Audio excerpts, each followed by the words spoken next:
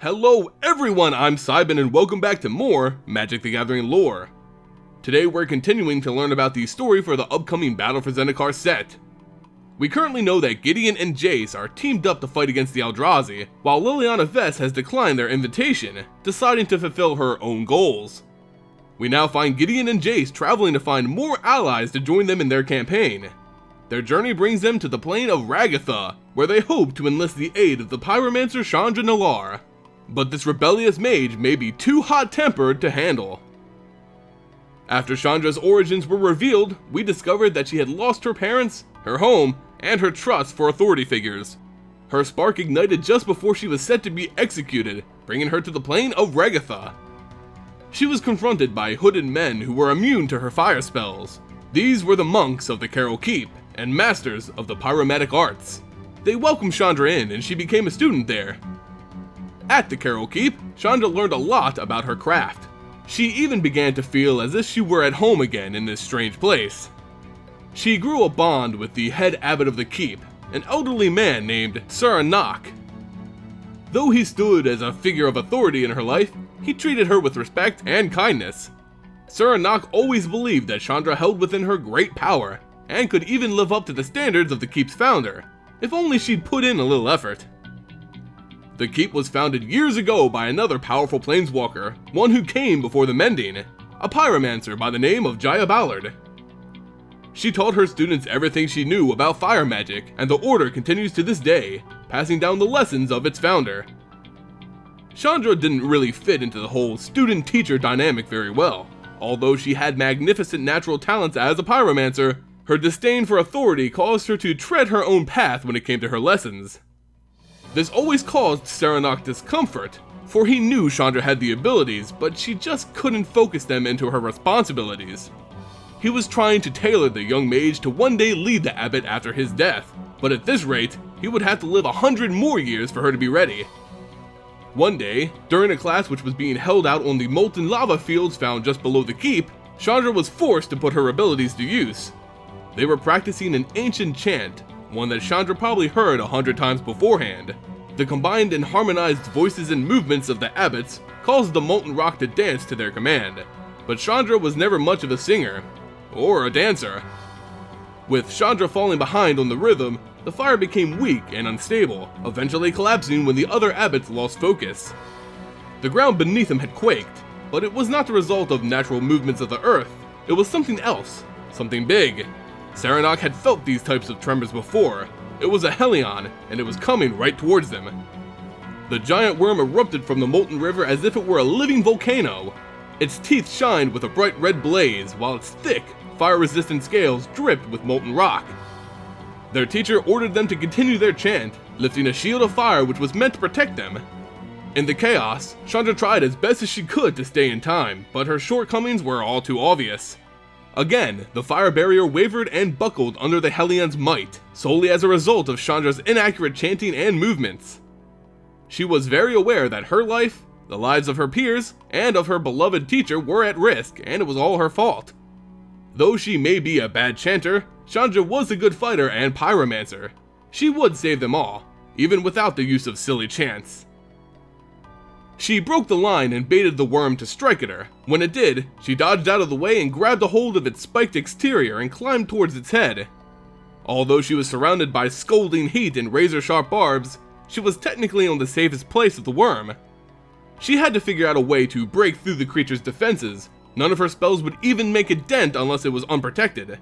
She came up with a crazy idea, one which no rational mind would ever even consider, but hey, this is Chandra after all. She fell down in view of the monster, hanging dangerously close to its mouth. Again, the Hellion was baited into striking at Chandra, who moved out of the way. This time, the worm bit into its own armor plating, sinking its teeth deep into its scales. It was stuck, and with this short delay, Chandra pleaded for her peers to do the unthinkable: fire every spell they could directly at her. The students were understandably unsure at first, but with a little assurance from their teacher, they let loose a volley of fire directly at Chandra. She used her own powerful magic to collect the spells and focus them into a single spear, a flaming weapon so hot that it even seared Chandra's own immune skin. When the Hellion broke free, it also tore away a section of its scales. Chandra pinpointed this weakness and let her spell fly. The spear hit its mark and drove deep into the tender flesh of the exposed creature. It was pain and heat that the worm had never experienced before, causing it to retreat. The group cheered in celebration of Chandra's actions, while Serenok quietly proclaimed that she was ready. Not soon after, the old and beloved teacher of the Keral Keep died of old age. His death hit Chandra very hard. It was as if she had lost another parent in her life. She went into exile and roamed the plain for an entire night before returning to the keep. When the head abbot dies, it's up to the students to select and vote for the one who would take their place. Mother Ludi, another parental figure and head matriarch of the keep, was there at the keep's door to greet Chandra with the news. She had been selected as the next head abbot. This was news which Chandra was not prepared for. She was no teacher. Hell, she wasn't even a real student. She began to swell with self-doubt and fear, rejecting this great honor. Mother Ludi had to bring Chandra back to reality. Though she wasn't Jaya Ballard like Serenok often liked to jest, she was his chosen successor. She didn't have to live up to the expectations of this great founding figure. She didn't even have to follow her teacher's instructions. She lived the lessons of the Keral Keep every day, and there was no more qualified person to lead them than Chandra. She eventually agreed, but the ceremony which would grant her the mantle of the head abbot was interrupted by two men in strange and foreign attire. It was Gideon Jorah and Jace Belleron, here to gain Chandra as an ally in the fight for Zendikar. They met privately outside to talk things over. She wasn't excited to see these two again. Last time she saw Jace, giant Eldrazi poured from the ground, and the last time she saw Gideon, he was trying to arrest her. Though both events turned out fine, and Gideon even became her friend, she knew their very presence meant trouble. When offered to join them on Zendikar, to fight the Eldrazi which she had some blame in releasing, Chandra kept thinking about the one person she was most often compared to, Jaya Ballard. Jaya would join them on Zendikar, but Chandra is her own woman and now had a true responsibility. She wouldn't leave her new family, now when they needed her most. She declined to go with them to Zendikar, and decided to stay at the Keral Keep. Gideon and Jace now leave Regatha, losing a potential ally and even more precious time. Who knows what has happened on Zendikar as they were chasing after smoke and flames. They don't know what awaits them, but it can't be good. It's never good. And that's the story so far in the Battle for Zendikar. Now, from this story, one would assume that Chandra was staying clear of Zendikar, just like Liliana, but Wizards of the Coast, of course, threw us a curveball. Artwork for the next set in this block, titled Oath of the Gatewatcher, clearly shows Chandra on Zendikar.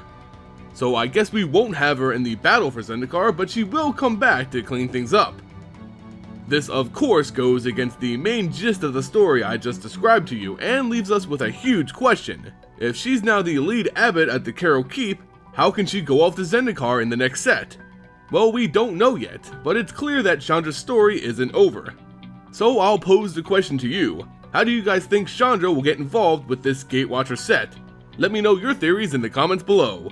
In any case guys, if you enjoyed this video, please give it a like, share, and subscribe to the channel. It really goes a long way in supporting future content. As always, thank you all for watching, and I'll see you next time.